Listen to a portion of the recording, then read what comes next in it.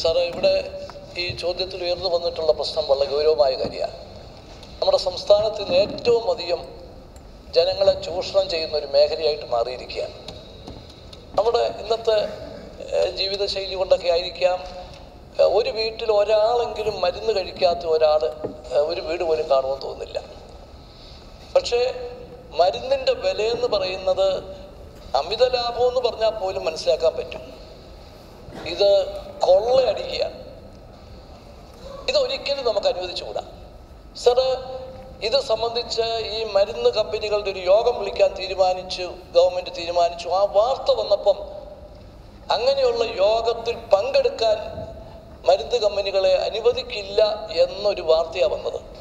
അപ്പം ഇതിൻ്റെ പിന്നിൽ വളരെ ശക്തമായിട്ടുള്ള ചില പ്രവർത്തനങ്ങളുണ്ട്. നമുക്കിത് ഒരിക്കലും അനുവദിക്കാൻ പാടില്ല. മെഡിക്കൽ സർവീസ് കോർപ്പറേഷൻ്റെ സാന്നിധ്യം, പങ്കാളിത്തം വർദ്ധിപ്പിക്കും. വരുന്ന ന്യായമായ വിലയ്ക്ക് അവരൊരു നഷ്ടവും സഹിക്കണ്ട, ന്യായമായ ലാഭം എടുത്തോട്ടെ.